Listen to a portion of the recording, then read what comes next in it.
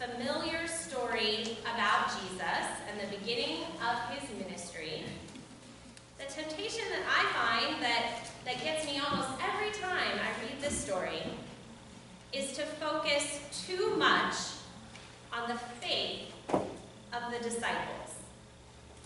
Because the story gives us so few details. We have no...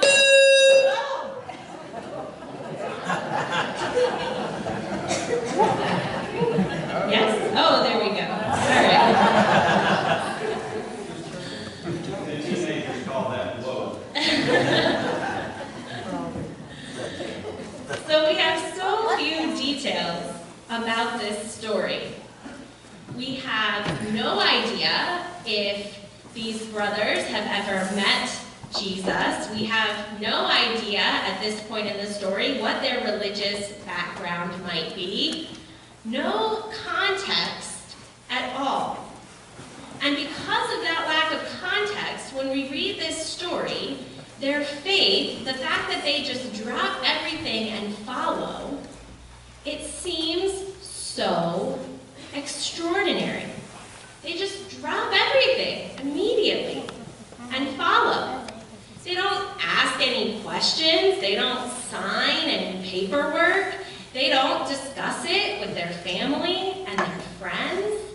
They just drop and go. Look at all they left behind, we often say. They didn't know this man at all, and yet when he called, they followed. And while it is remarkable, this time around, I realized that it might not be the most remarkable part of the story. As I read and I studied this week, it was the actions of Jesus and what these actions tell us about Jesus so early in the gospel story that jumped out to me as truly remarkable. Like most things with Jesus, he begins his ministry totally backwards, the complete opposite of everything that we think of as conventional wisdom. So first of all, a rabbi or a teacher of that time would have likely accepted his disciples from a group of applicants. Think about it. It's not really that much different than how the world works today, right? When we go off to college or start our first jobs, it's the students or the beginners who pick which teachers or mentors that they want to work with. There may not always be a formal application process, but if you want to study with someone or follow in their footsteps, it's usually on you, right, to take the initiative, and then, after showing some kind of potential, you have to be accepted. But here, as I was saying to the children, Jesus is just walking along the street saying, I choose you. Come on, let's go. How utterly peculiar. What kind of leader chooses their own followers before anyone even knows who he is or what he stands for? Often, we think of ourselves as so different from the disciples. And it's this very story that gives us that impression. They gave up everything, we tend to think, while I just have a pretty normal life. But if you think about it, our call stories are not really all that different from theirs. Because just like the disciples, God first chose us. Before we could ever choose God, God already chose us. For many of us, this happened in baptism. But regardless of that, even if you see yourself as a seeker, someone who was looking for God, before any of us ever followed, there was an invitation. The initiative is always God's. Additionally, when God calls us, God has plans and a purpose for the gifts, talents, and skills that we bring to the table. So yes, the disciples made sacrifices in order to follow Jesus. And yes, this new line of work was different. But Jesus saw in these fishermen qualities that were transferable to their new positions. Now, if you're anything like me, when you think of fishermen, you probably imagine a guy with a pole standing on a dock. I grew up only around lakes. I didn't grow up, by the ocean. So this is what I know from my young days of fishing. But commercial fishing, the type of fishing that the disciples were doing, is another thing altogether. And many people still fish like this around the world today. We saw it in Kenya when we went to Lake Victoria, and we saw the fishermen out in their small boats with their big nets. So for them, it wasn't a leisure activity, it was their livelihood, and not an easy one. Being a fisherman required patience, endurance, strength.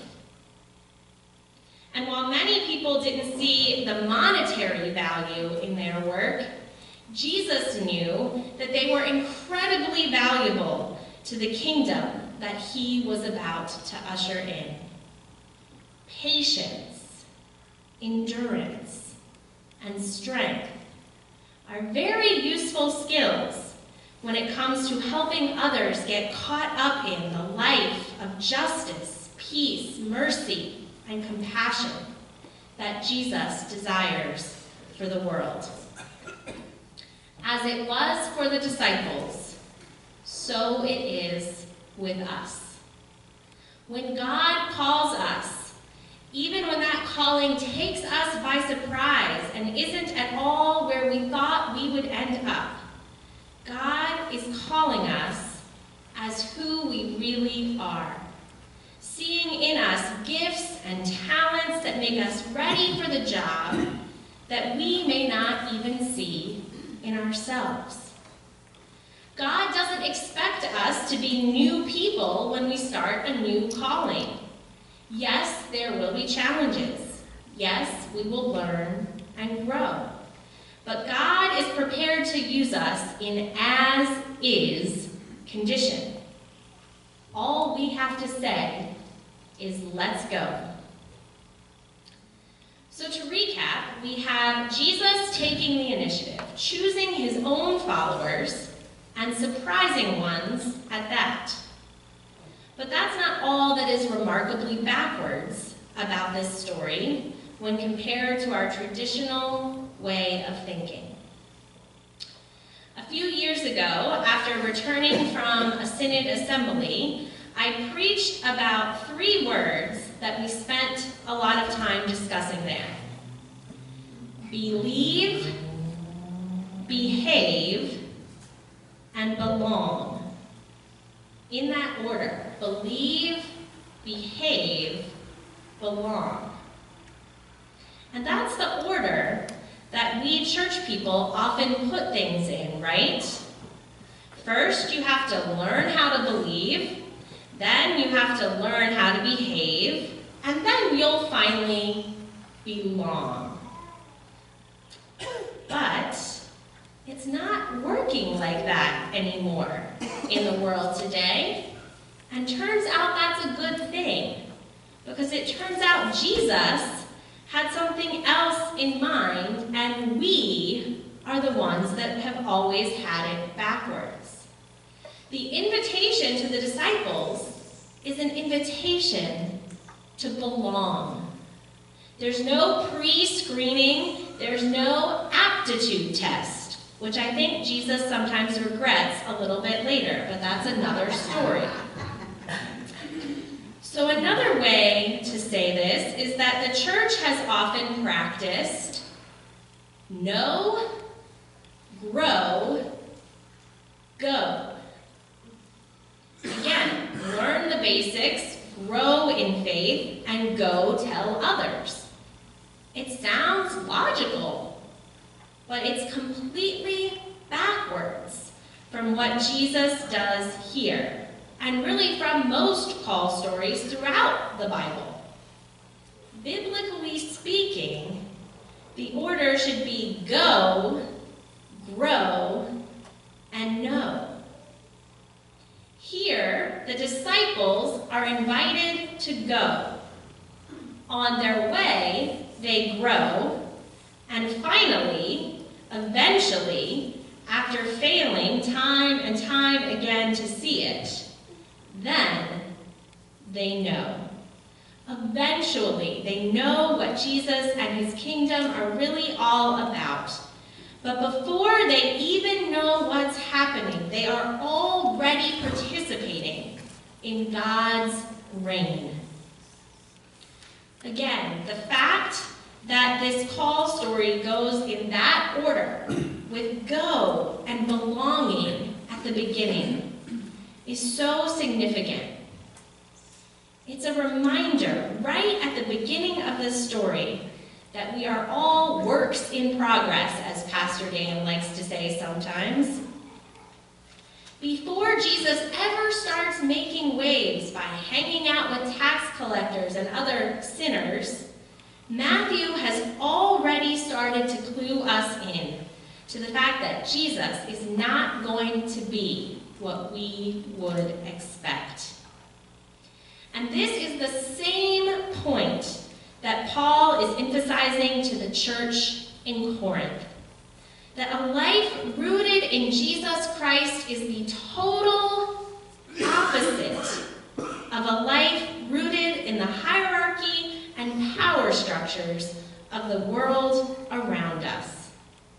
That world tries both to define and divide us. And the message of Jesus often sounds like complete foolishness. But you know what? I've always found that the invitations that sound like complete foolishness are often the most fun, right? Now, don't get me wrong, especially you teenagers out there. I am not suggesting that you throw out the common sense that God gave you. But I'm merely suggesting that an openness to the Spirit's calling requires us to see the world a little bit differently. It requires us to look past all the labels and all the buzzwords.